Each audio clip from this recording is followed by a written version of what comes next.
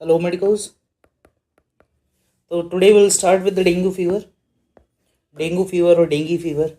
जैसे आप अभी पेशेंट्स को देख रहे होंगे, ऑलमोस्ट 10 out of 6 पेशेंट्स, उसके अंदर सब में you must be suspecting dinghy fever. तो अब डेंगी फीवर है क्या, और क्या हम एडिक्वेटली या अप्रोप्रिएटली उसका ट्रीटमेंट कर रहे हैं, उसका एडिक्वेट मैनेजमेंट कर रहे हैं, this will see in the successive videos. तो अभी हम स्टार्ट कर रहे हैं डेंगी फीवर। तो सबसे पहले इंट्रोडक्शन टू डेंगी फीवर। तो dengue fever is a viral infection. Dengue virus को मेडिकल टर्म में बोला जाता है डेन वायरस। तो transmitted to human through a bite of infected female aedes mosquito, aedes aegypti and aedes albopictus. Dengue is prevalent in tropical and sub tropical countries और sub tropical areas, जहाँ पे विच favours the transmission और विच favours the mosquito. तो ऐसे areas में dengue is endemic. तो epidemiology, dengue is a vector borne disease. जैसे देखा था, it is a vector borne disease transmitted by mosquito. It belongs to a class of flavi virus.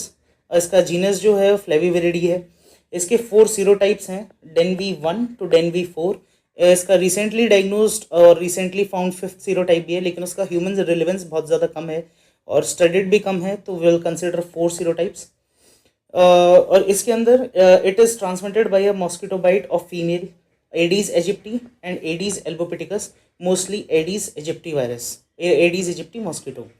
Average case fertility, जैसे बोलते हैं कि dengue virus very severe, dengue virus is very severe, but case fertility rate is around just 5%। And most of the patients of the dengue virus, around 90% of the patient are children age under 15 years.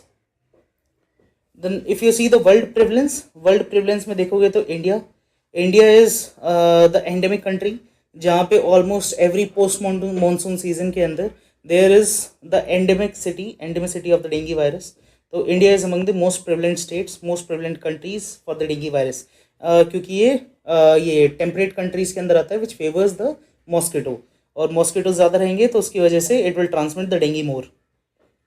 तो mode of transmission, जैसे mode of transmission हमने देखा, mostly it is transmitted to human through the bite of female aedes aegypti and sometimes female aedes albopictus. तो it is a vector borne disease. Vector borne disease is the most commonest mode of transmission, और लेकिन it could be transmitted via blood borne और via blood और blood products, but it is a very rare thing.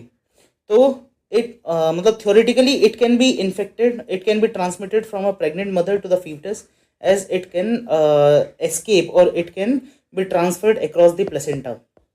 So if female is pregnant and if she develop dengue fever, there could be chances that it could be transmitted to the child, lekin it is rare. So as it could be transferred via blood, so it could be transferred during the blood transfusion or during the organ transplantation. It can even be transferred through needle stick injury. लेकिन इसमें देखना क्या है, all these things are rare. Most common type is it is a vector borne. Mode of transmission is vector borne.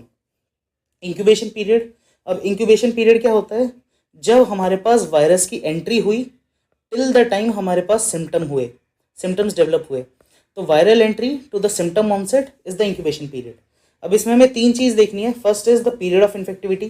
Period of infectivity है कि कोई भी एक ह्यूमन जो इन्फेक्टिव है, मतलब जो कोई भी एक ह्यूमन है जिसके अंदर डेंगू वायरस है, वो कितने टाइम तक एक मॉस्किटो को इन्फेक्ट कर सकता है, या कितने टाइम तक एक ह्यूमन इन्फेक्टिव है जो मॉस्किटो को इन्फेक्ट करके और वो मॉस्किटो सेकंड पर्सन को ट्रांसमिट कर सकता है। तो period of infectivity it corresponds to the period of viraemia which corresponds to the period of fever.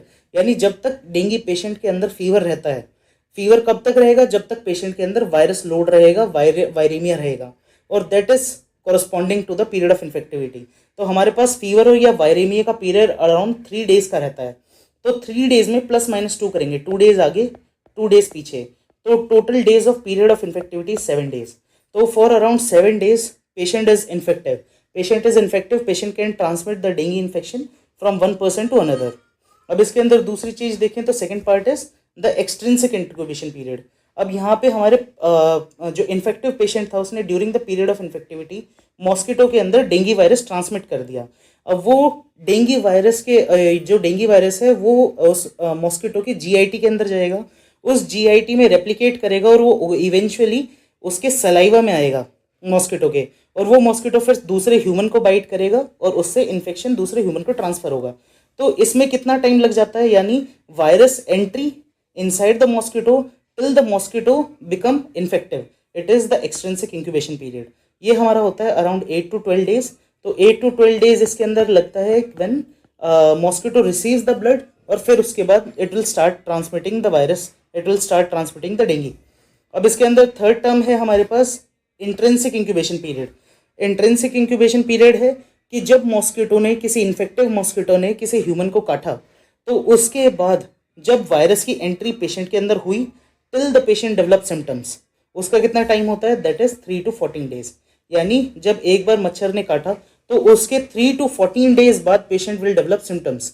तो जैसे अगर कोई आपके पास पेशेंट अगर आज फर्स्ट डे ऑफ फीवर के साथ आया और वो डेंगी पेशेंट ही है, तो उसको अराउंड 3 to 14 डेज बैक मच्छर ने काटा होगा, तो that is intrinsic incubation period. अब इसमें देखें तो इसमें ठीक है, अब इसमें देखें तो ट्रांसमिशन जैसे हमने देख लिया, it is through the bite of infected female aedes aegypti and sometimes aedes albopictus. तो अब इसमें हम अगर बेसिकली लाइफ साइकिल देखें तो सबसे पहले मॉस्किटो इन्फेक्शन कैसे होगा, ये हमारा पेशेंट जो हमारा ये मेल है इट इज़ इन्फेक्टिव है। तो अगर ये होगा पीरियड ऑफ इन्फेक्टिविटी के अंदर, पीरियड ऑफ इन्फेक्टिविटी हमने क्या देखा कि जिस पीरियड के अंदर patient is infective it can spread the infection, it last for around 7 days. तो यहाँ पे मॉस्किटो बाइट हुआ, मॉस्किटो ने ब्लड मील लिया, उसके बाद जो हमारा ये है डेंगू वायरस है वो उसके इंटेस्टाइन में जाएगा, इंटेस्टाइन के बाद इट विल रेप्लिकेट होने के बाद eventually it will come to the salivary gland of the mosquito, और सलाइवरी ग्लैंड मॉस्किटो में आ जाएगा तो फिर it will take around 8 to 10 days, और 8 to 12 days, that is known as extrinsic incubation period, कि जब मॉस्किटो ने ब्लड मील लिया till the time mosquito become infective, it is extrinsic incubation period, it is 8 to 12 days। फिर उसके बाद mosquito will bite the another human में it will cause human infection, उसके अंदर फिर human में जब infection हो जाएगा तो that is intrinsic incubation period, यानी कितनी जब वायरस एंट्री पेशेंट में हुई till the time patient develop symptoms, this is 4 to 7 days नहीं है, that is around 3 to 12 days। 3 to 12 days का intrinsic incubation period कि within 3 to 12 days after the mosquito bite patient will develop symptoms, so that is intrinsic incubation period। ठीक है, now we'll see the vectors जैसे देखा कि most common vector is Aedes aegypti, it could be recognized by the white markings, जैसे इसमें यहाँ देखोगे these are the white markings over the legs, तो by this we could recognize, and it is a day biter, है ना, ये जो मच्छर हैं they are day biters, दिन के अंदर ही पेशेंट को बाइट करेंगे जिससे it will transmit the infection। Live in tropical सब tropical regions like India which favours the mosquito, जिसकी वजह से dengue is prevalent only is those countries which favours the mosquito which are mostly tropical सब tropical areas. अब इसमें क्या है, इसमें एडीज इजिप्टी का कैरेक्टरिस्टिक फीचर है कि वो स्मॉल मील्स लेगी और मल्टीपल पेशेंट से लेगी, मल्टीपल पीपल से उसका अपना ब्लड मील लेगी, तो जिसकी वजह से it is more likely to spread the infection. और इसके अंदर only female takes the blood क्योंकि उनको अपने एग्स को इनोकुलेट करना होता है एडिक्वेट टेम्परेचर मेंटेन करने के लिए।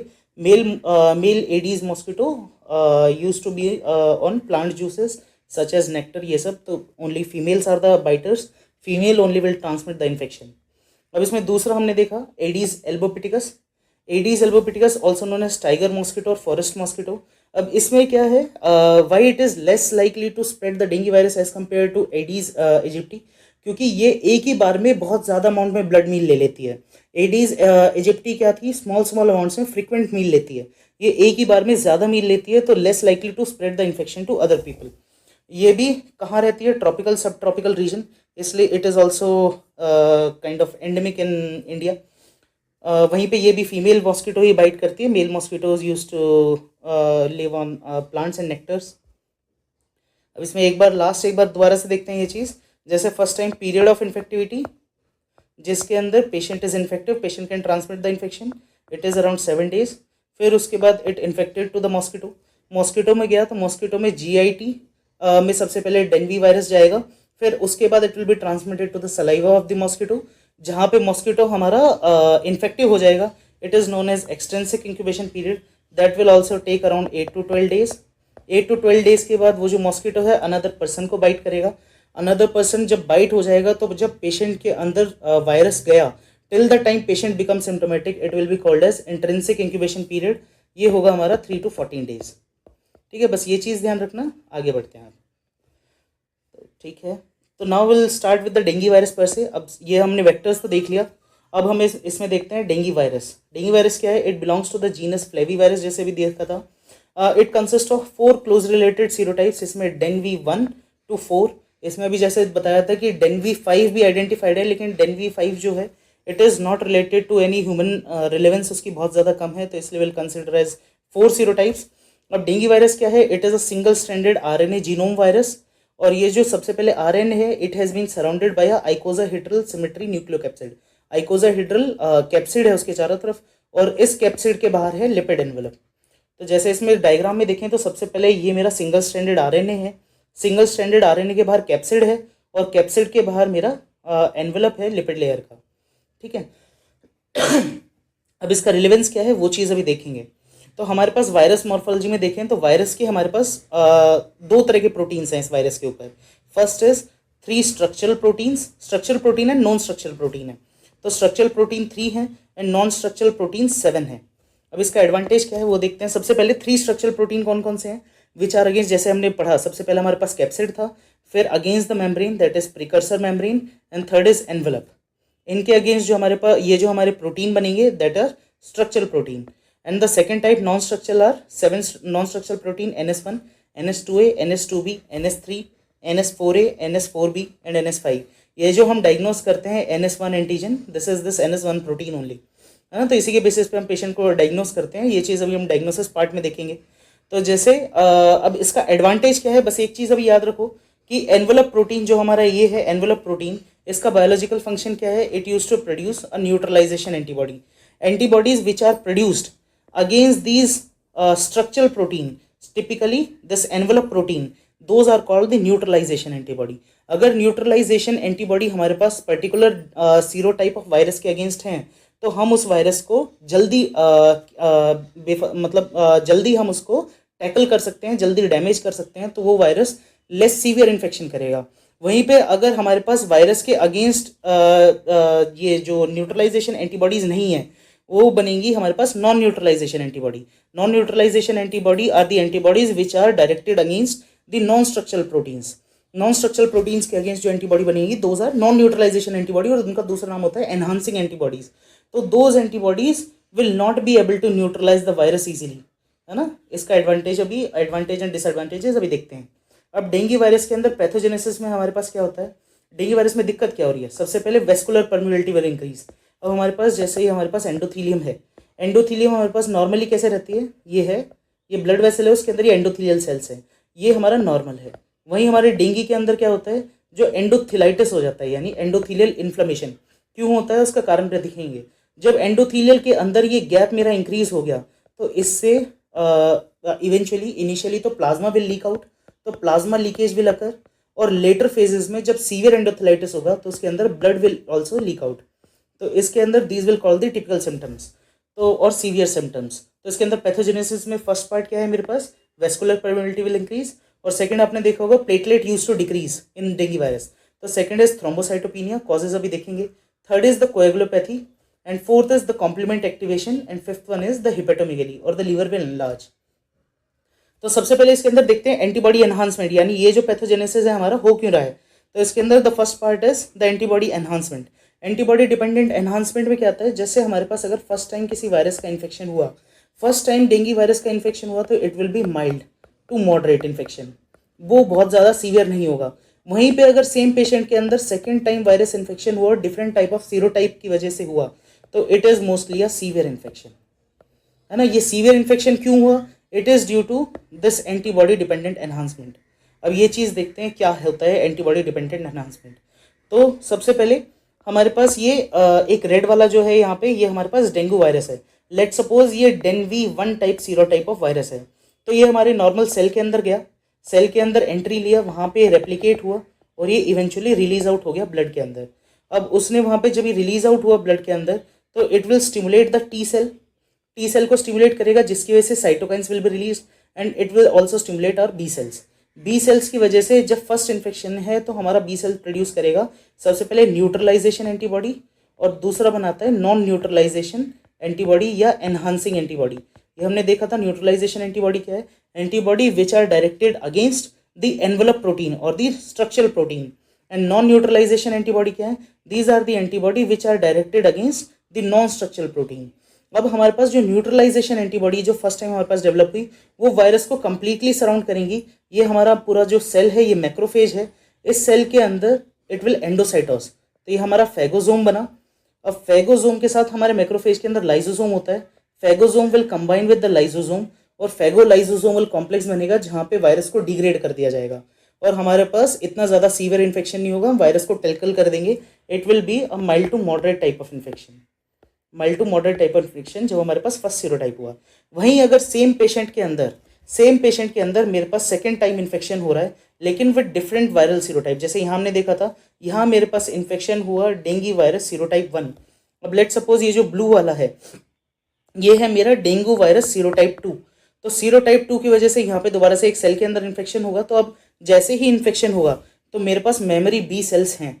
मेमोरी बी सेल्स को पहले से ही पता है कि पिछली बार भी ऑलमोस्ट डेंगू का इन्फेक्शन हुआ था, तो वो सेम एंटीबॉडीज प्रोड्यूस करना शुरू कर देगा। तो सेम एंटीबॉडीज जब प्रोड्यूस करेगा तो न्यूट्रलाइजेशन एंटीबॉडी उस स्पेसिफिक वायरस पे काम नहीं करेंगी, लेकिन नॉन न्यूट्रलाइजेशन एंटीबॉडी वो सेम है, वो सेम ही काम करेंगी। तो नॉन न्यूट्रलाइजेशन एंटीबॉडी वायरस पे बाउंड तो हो जाएंगी नॉन न्यूट्रलाइजेशन एंटीबॉडी, लेकिन अब दिक्कत क्या है, नॉन न्यूट्रलाइजेशन एंटीबॉडी वायरस को फेगोसाइटोस भी करवा देंगी ऑप्सोनाइजेशन के थ्रू। तो यहाँ पे हमारे मैक्रोफेजेस के अंदर ये फेगोसोम बन गया, लेकिन अब यहाँ दिक्कत क्या है, यहाँ पे जो लाइजोसोम है वो फेगोलाइजोसोम नहीं बनवा पाती है एंटीबॉडी। यहाँ पे जो फेगोलाइजोसोम है वो नहीं होगा। जब फेगोलाइजोसोम नहीं होगा तो इसके अंदर दिक्कत क्या होगी कि वायरस इसी फेगोसोम इसी मैक्रोफेज के अंदर रेप्लिकेट करता रहेगा, वायरस यहीं को अपना नाइडस बना लेगा। प्लस यहाँ पे कोई मेरा टी सेल्स नहीं है, कोई वायरस को डैमेज करने वाली चीज़ नहीं है, वायरस मस्त आराम से अपना रेप्लिकेट करेगा और विद टाइम इसको बर्स्ट करके बाहर बहुत ज़्यादा अमाउंट में निकल जाएंगे। जब सडनली बहुत ज़्यादा वायरस निकलेंगे तो उसकी वजह से बहुत ज़्यादा टी सेल्स एक्टिवेशन होगा, सीवियर अमाउंट में T cell activation which will lead to cytokine storm. Cytokine storm होगा जिसकी वजह से हमने जो सारी चीज़ें देखी थी इसके अंदर ये पैथोलॉजी में, increase vascular permeability, thrombocytopenia, coagulopathy, complement activation, hepatomegaly, तो ये सारे सिम्टम्स हमारे एग्जैजरेटेड इम्यून रिस्पॉन्स की वजह से आएंगे। तो डेंगू पेशेंट में डेंगू वायरस एज सच इतना डेंजरस नहीं है जितना हमारा इम्यून रिस्पॉन्स डेंजरस है। तो इम्यून रिस्पॉन्स जो एग्जैजरेटेड रहता है उसी की वजह से there will be increase vascular permeability, thrombocytopenia, coagulopathy, complement activation, hepatomegaly. ठीक है, अब जैसे ये चीज़ अगर दोबारा से इजी वे में देखें तो ये मेरे पास सबसे पहले डेनवी 1 वायरस है, यानी टाइप 1 सीरोलॉजी वाला वायरस है, और ये फर्स्ट टाइम मेरा इन्फेक्शन हुआ है, फर्स्ट इन्फेक्शन है ना, फर्स्ट टाइम किसी पेशेंट में इन्फेक्शन हो रहा है तो उसकी वजह से मेरे पास यहाँ एंटीबॉडी बनेगी। First antibody will be the neutralization antibody and second type of antibody is non neutralisation antibody, या जिसका दूसरा नाम है एनहांसिंग एंटीबॉडी। ठीक है, तो जो न्यूट्रलाइजेशन एंटीबॉडी मेरी बनी it will directly bind to the virus और उसको मैक्रोफेज के थ्रू फेगोसाइटोस करवाएंगी and it will cause phagolysosomal complex formation, जिसकी वजह से virus will be tackled, virus will be killed. तो फर्स्ट इन्फेक्शन मेरा always will be mild to moderate infection, less likely to be severe. वहीं पे अगर second infection हो मेरा, second infection with a different serotype, है ना, second infection with different serotype, let suppose इसके अंदर मेरा इन्फेक्शन हुआ सीरोटाइप 2 डेनवी 2 की वजह से, तो अब मेरे पास यहाँ पे जो स्क्वायर वाली एंटीबॉडीज़ हैं ये non neutralisation antibody, non neutralisation antibody DENV 2 से बाइंड तो हो जाएंगी, लेकिन अब दिक्कत क्या है, ये जो मेरा मैक्रोफेज है, मैक्रोफेज के अंदर ये एंडोसाइटोस भी करवा देंगे इसको, वायरस को। एंडोसाइटोस होने के बाद लेकिन जो मेरा लाइसोसोम है, लाइसोसोम और फेगोसोम दोनों मिलकर कंबाइंड होकर फेगोलाइसोसोम नहीं बना पाएंगे। तो मेरा जो वायरस है वो आइसोलेशन में चला गया और वो इसी के अंदर रेप्लिकेट करता रहेगा विद टाइम। रेप्लिकेट करने के बाद मैक्रोफेज को बर्स्ट करेगा और बहुत ज़्यादा अमाउंट में वायरीमिया होगा, बहुत ज़्यादा अमाउंट में वायरस जो है ब्लड में रिलीज होगा। तो उसकी वजह से increase T cell stimulation, T cell बहुत ज़्यादा स्टिमुलेट होंगे, उसकी वजह से टू मच साइटोकाइन, साइटोकाइन बहुत ज़्यादा रिलीज होगा जिसकी वजह से it will lead to cytokine storm. Cytokine storm की वजह से सीवियर कोएगुलोपैथी, सीवियर वेस्कुलाइटिस, ये सीवियर एंडोथेलाइटिस, जिसकी वजह से plasma leakage and severe features of severe dengue, ये सारे आएंगे। ठीक है, तो इसके अंदर भी जैसे देखा साइटोकाइन डिसरेगुलेशन का हमने कॉज देखा क्या था, बहुत ज़्यादा सीवियर अमाउंट में टी सेल स्टिमुलेशन की वजह से साइटोकाइन स्ट्रॉम होगा, specially pro inflammatory type 1 cytokines जैसे इसके अंदर TNF alpha and interferon gamma, these will be secreted and these cytokines will affect on the endothelial cell. endothelial cells के ऊपर it will cause endothelitis, तो जो gap है with in the vessel the endothelium का वो increase, जिसकी वजह से प्लाज्मा लीकेज will occur, जिसकी वजह से extravasation of blood and extravasation of plasma will occur, उसकी वजह से complications of dengue fever will happen. दूसरा कॉजेज ऑफ थ्रोम्बोसाइटोपिनिया, बोलते हैं लोग प्लेटलेट कम होती है, प्लेटलेट क्यों कम होती है? Platelet are decreased due to destruction of platelet by the circulating antiplatelet antibody and the bone marrow suppression by dengue virus and the cytokines which are produced in enormous amount. तो cytokine storm जो हो रहा है plus cytokines जो exaggerated immune response है उसकी वजह से it will cause the bone marrow suppression and virus itself will also cause bone marrow suppression, जिसकी वजह से होगा thrombocytopenia. Another is DIC, disseminated intravascular coagulation, and there will be peripheral sequestration of the platelet in liver and the spleen. So these are the 4 mechanisms of thrombocytopenia. इसके अंदर mostly आपको याद रखना है कि destruction of platelets in the periphery and the bone marrow suppression by virus and the exaggerated immune response. तो अब जितना भी देखा उसका सबसे पहले समरी देख लेते हैं. First, mosquito bite will occur. Mosquito bite होगा तो आफ्टर एन इंक्यूबेशन पीरियड सबसे पहले patient will develop the viraemia. Virus जब ब्लड के अंदर आएगा तो virus will cause the direct cellular injury की वजह से it will cause the endothelial damage, it will cause the macrophage activation, it will cause the platelet destruction. उसकी वजह से फर्स्ट इन्फेक्शन के अंदर अगर होगा तो it will cause mild to moderate type of dengue infection. And अगर वहीं पे मेरा सेकेंड टाइम इन्फेक्शन होगा तो there will along with this there will be additional indirect injury caused by the virus which is due to the production of antibody की वजह से there will be formation of antibody dependent enhancement, जैसे हमने देखा second जो non neutralising antibody है which will increase the virus enhancement, which will increase the virus replication and in turn causing the damage. तो उसकी वजह से क्या होगा, मेरा antigen antibody deposition in the endothelium, जिसकी वजह से endothelitis and the features of severe dengue, complement activation and immune complex deposition. And another way is the T cell activation. जब बहुत ज़्यादा अमाउंट में वायरस रेप्लिकेट होगा तो उसकी वजह से it will cause T cell activation, जिसकी वजह से cytokines will be release and it will cause cytokine storm. अब इन दोनों की वजह से क्या होगा, देयर विल बी वेस्कुलोपैथी, जैसे देखा था endothelitis, coagulopathy, cytopathy and organopathy. And these will produce the severe dengue में it will produce shock, it will produce massive bleeding, it will cause multi organ failure. ठीक है, इस स्लाइड के लिए इतना ही रखते हैं, है ना, इस क्लास के लिए इतना ही रखते हैं. यहाँ पे हमने बेसिकली देखा the pathogenesis of the dengue virus which is the mostly the main thing. इसके अंदर हमने वेक्टर के बारे में देखा, इसमें हमने डेंगू वायरस के बारे में देखा एज सच. तो ये चीज़ एक बार दोबारा से देखना, क्लास थोड़ी हार्ड थी लेकिन ये दोबारा से एक बार देखना, it will be very easy, बहुत ईजी है. नेक्स्ट क्लास से will study the type of dengue, कि किस तरह से we will classify the patient of dengue and how will manage. ठीक है, okay, signing off. This is doctor Kunal Chauhan. Thank you.